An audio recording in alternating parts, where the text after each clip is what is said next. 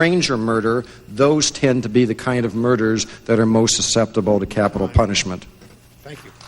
Good.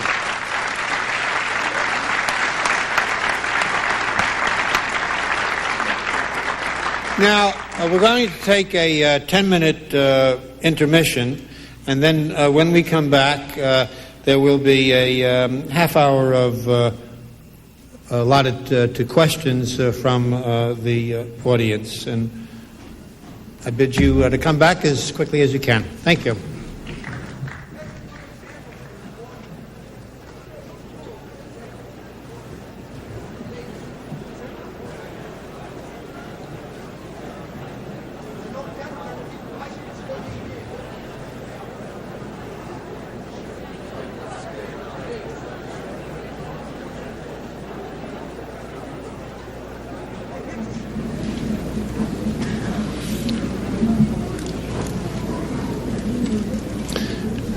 In a moment, I will, using the prerogative of the moderator as we've established over the two sessions that we've had, I'm going to ask each side a question.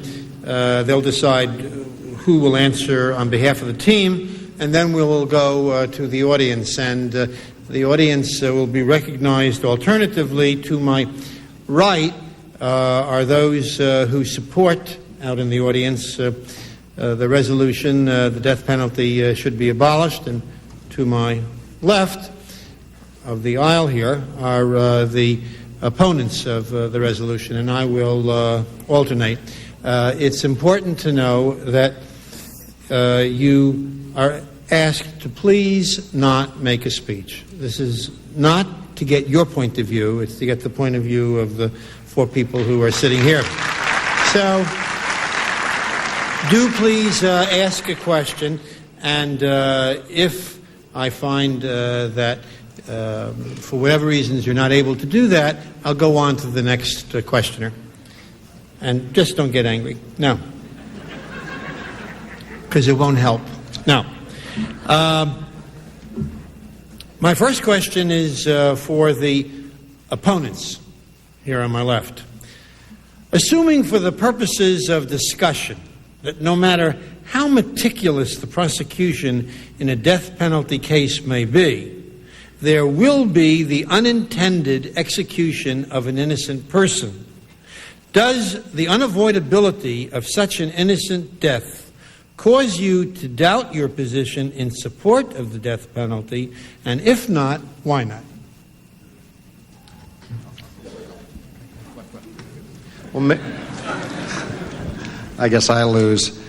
Mayor Koch, this is clearly the strongest argument against the death penalty, that despite all the procedures and all the due process that can be introduced, it is ultimately a human system, and there is the possibility of error in that system. Please. Although there is no clear evidence that, in fact, there has been that erroneous execution in this century, and there have been studies attempting to demonstrate that, there's no clear evidence that there's been such an execution. I think we have to assume that it's possible. And I think the argument against that is that ultimately there are many things that we do in society that carry that kind of tragic possibility. We have surgery, we have medicines, we have traffic, we have construction, we have toxic levels that we allow. Each of these institutions ultimately leads to the death of innocents in some statistically certain number of circumstances. I think we have to look at this as a system that ultimately saves many more lives than the inadvertent life that is occasionally tragically lost in this system. For every innocent that's executed, and again, we don't have any idea how many that is, but for every innocent that's executed, I would suggest that there are many more innocent lives that will be lost through the alternative.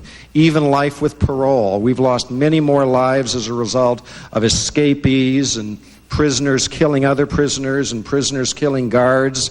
So there's no perfect system, but I would suggest we've lost many more lives as a result of prisoners escaping and killing others But the larger argument, of course, is that we save thousands and thousands of lives, I would suggest, through the deterrent element of capital punishment, and that would, of course, totally be lost if we were to abolish the death penalty. Thank you.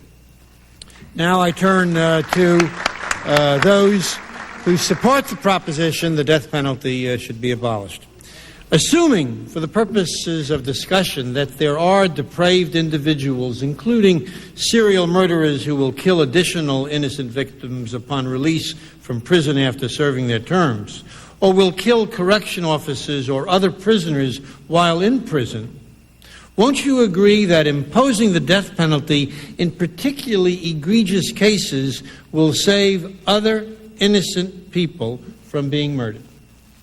People who are that sick, for them death has no sting. Some of them beg to die. They beg to bring the state down to their level of sickness, and we should not submit. If they can be put in a cage or a cell alone and never again have human contact. So I believe that they should be given life without the possibility of parole. If I might just take a liberty for a minute, because I've been tested with this question. Late-term abortions without a medical basis is morally wrong. Without medical extenuating circumstances is morally wrong. I happen to believe that sex education and sex discipline and abstinence and love on the front side and the promise of future security on the backside is a way of reducing abortions. But ultimately, it is a woman's choice, and she must live, and she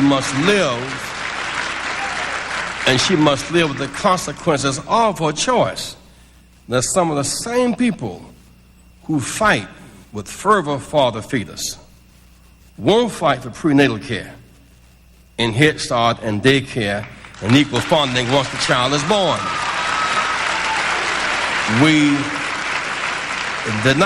are basically talking about state executions, not that private choice.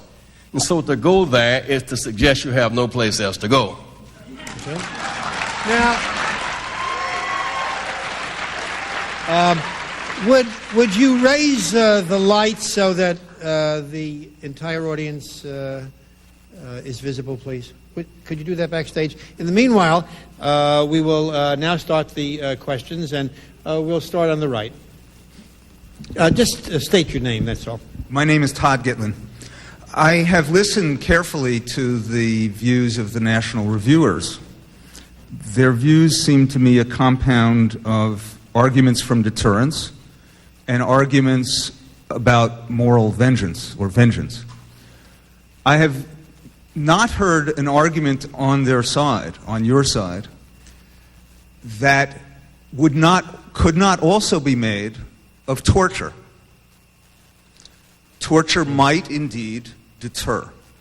Okay. Torture might be a legitimate way. Right. We understand the question. To exercise vengeance. We understand it. I'm stating the question, sir. Mr. Mayor. Yes, go ahead. Number one, yeah. Do you in fact defend the right of torture as you would defend the death penalty? And if not, why not? Okay. No, I don't. This. I'm grateful for some reaction. Apparently, you weren't listening to. Didn't get the argument I was making. I was making an argument in principle for retribution. Everything I'm making here is still quite consistent with the principle I take to be represented or reflected in the Eighth Amendment. That we don't use punishments out of scale. We don't give people capital punishment for library books overdue, and we don't engage in gratuitous killing. Now, the scheme that I put forth could have been satisfied with a scheme in which you simply allow people to take the hemlock and administer it to themselves. You could even force people to watch days on end, reruns of Peter Jennings in the evening news.